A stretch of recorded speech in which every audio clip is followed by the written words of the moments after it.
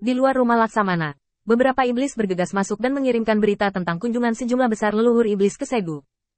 Sebagai pelayan Feng Tianxing dan sekarang pembuat keputusan sebenarnya dari seluruh yurisdiksi, Jiang secara langsung menemukan Feng Tianxing. Tuan Feng, para patriark dari klan iblis itu datang untuk meminta wawancara, dan berharap untuk beristirahat bersama kami sebentar. Saya ingin bertanya tentang sikap Anda. Mendengar kata-kata ini, Feng Tianxing mengerang di dalam hatinya. Hal ini datang pada saat yang tepat. Dia langsung mengkonfirmasi dugaan Feng Tianxing bahwa Kaisar Iblis sedang menggali lubang untuknya. Saya khawatir Kaisar Iblis tidak pernah menyangka bahwa dia akan menelan semua keuntungan dengan begitu tegas setelah menyadari bahwa dia memiliki pengaturan. Disimpulkan dari akal sehat bahwa tidak rasional mencaplok keluarga ke sekarang, karena kepala keluarga ke belum mati dalam pertempuran, dan diskusi tentang dia di dalam keluarga ke belum sepenuhnya berhenti. Keluarga iblis di dalam kota utama itu hanya karena perintah dan ada perubahan yang cukup untuk menunjukkan bahwa ini bukan waktunya untuk memusatkan perhatian pada keuntungan. Tapi Feng Tianxing sangat berhati-hati. Dia lebih suka melewatkan beberapa manfaat daripada pergi dengan tangan kosong. Jika dia tidak menyerang keluarga ke, maka sekarang patriark keluarga ke kembali. Penampilan mereka akan secara langsung menekan hak kedaukuan untuk berbicara. Dan bahkan jika mereka tidak menargetkannya, dia tidak memiliki cara untuk merebut hak keluarga. Kekuatan dari mereka. Sumber. Serangkaian tindakan sebelum benar-benar memakan keluarga ke. Manfaat yang diambil oleh kedaukuan akan terungkap, dan semua tindakan yang dia kerjakan dengan keras untuk dibersihkan akan sia-sia. Keluarga kembali dan bertanya, maka satu-satunya cara baginya adalah berhenti, menyangkalnya sampai mati, dan meninggalkan kedaukuan, bidak catur kunci.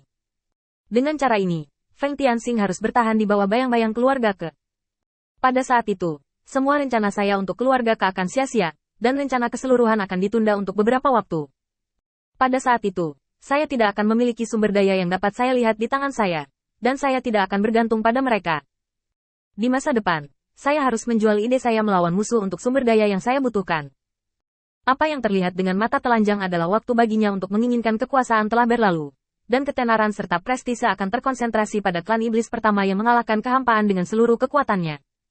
Pada saat itu, saya akan sangat pendiam, dan ada terlalu sedikit hal yang dapat saya kendalikan, dan saya akan digunakan oleh iblis. Memikirkan hal ini, Feng Tianxing tidak bisa menahan diri untuk tidak berkeringat. Kaisar Iblis memang bukan fanboy-nya, dia hanya ingin membingungkan dirinya sendiri dengan retorika ini. Melalui retorika yang tampaknya tidak dapat diandalkan tetapi agak mungkin ini, untuk mempersulitnya membuat pilihan, dan kemudian jatuh ke dalam perangkap yang dia buat. Tuan Feng, dengan pertanyaan lain dari Segu, Feng Tianxing kembali sadar. Kamu baru saja mengatakan bahwa para patriark dari klan Iblis ingin datang dan beristirahat, kan? Kemewahan dengan cepat disetujui. Ya, Feng Tianxing berpikir sejenak. Tidak apa-apa untuk beristirahat. Jangan memikirkan sumber daya. Saya perlu memastikan bahwa mereka tidak dapat pulih ke kondisi yang sangat baik. Dan mungkin kekacauan lanjutan harus bergantung pada Anda untuk membantu saya menundanya. Karena selama periode waktu ini, rencana Kaisar Iblis untuk dirinya sendiri adalah untuk menekan. Menurut pengembangan rencana awal, para leluhur iblis yang seharusnya telah selesai beristirahat di keluarga ke harus menyebabkan kerusuhan di yurisdiksi mereka. Adapun siapa yang melayani perselisihan sipil, saya belum tahu, tapi pasti ada jaminan bahwa kekuatan tempur para patriark iblis ini belum pulih sepenuhnya, sehingga ada ruang baginya untuk melakukan sesuatu.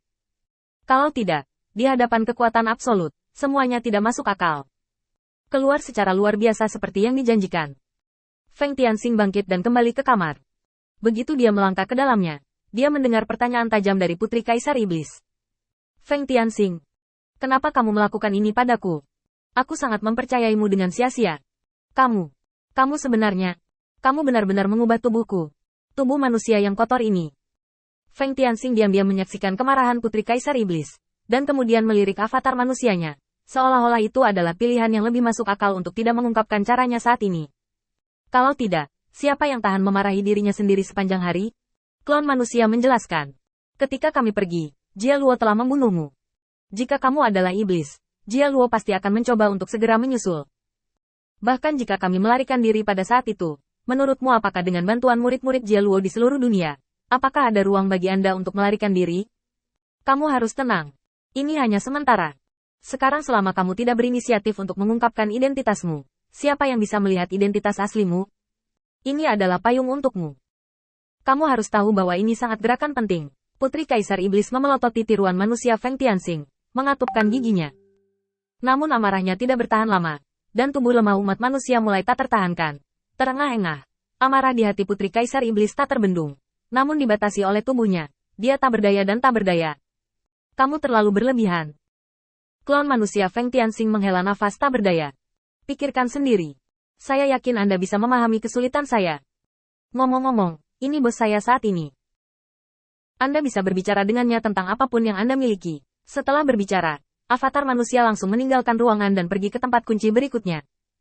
Feng Tianxing mengendalikan tubuh ilahi Leiting untuk duduk, dan kemudian dia berbicara dengan tenang. Aku memang memerintahkannya untuk menggunakan beberapa metode untuk menutupimu, tapi aku tidak menyangka ini akan terjadi. Maaf. Tapi metode ini juga bisa dipulihkan, jadi kamu tidak perlu terlalu khawatir. Saat ini, aku butuh bantuanmu dengan sesuatu di sini. Karzaro terlalu kuat. Aku tidak ingin dia menimbulkan masalah di yurisdiksiku. Apakah kamu punya cara untuk menahannya? Meskipun Putri Kaisar Iblis marah, dia masih memahami kebenaran, kecuali bahwa tubuh manusia ini membuatnya agak tidak dapat diterima.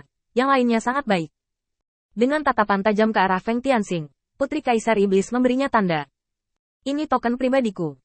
Karzaro akan memahaminya ketika dia melihatnya, tetapi kamu harus mengembalikannya kepadaku setelah kamu menggunakannya. Jika tidak, jangan salahkan aku karena bersikap kasar kepadamu. Feng Tianxing tersenyum. Jangan khawatir, Karzaro akan menyerahkan token ini kepadamu saat itu. Di kamp pemukiman sementara saat ini, wajah ribuan patriark iblis ini agak jelek. Meski hunian ini begitu mewah dan dihiasi begitu banyak, namun secara sepintas terlihat bahwa itu bukanlah hal yang biasa. Tetapi sumber daya yang dijanjikan tidak pernah diberikan. Karzaro, kenapa kamu tidak bertanya lagi? Kita sudah istirahat di sini selama 1 jam. Kenapa sumber daya belum dikirim? Apakah dia lupa? Atau dia sengaja tidak memberi kita sumber daya untuk pulih? Kurasa aku lupa. Jika kita tidak ingin memberikan sumber daya, kita tidak boleh diatur untuk tinggal di tempat tinggal yang mewah. Jika kita diberi beberapa rumah bobrok, kita akan mundur sendiri. Kenapa dia repot-repot begitu banyak? Saya juga berpikir saya lupa. Karzaro, Anda membantu kami kali ini, dan keluarga kami akan membalas budi Anda di masa depan. Di jalan yang dikejar oleh Void ini, para leluhur klan iblis sangat ingin memulihkan energi iblis mereka dan memiliki kekuatan untuk bertarung lagi. Karzaro berpikir lama dan menghela nafas. Oke, aku akan membuang wajah tua ini dan bertanya.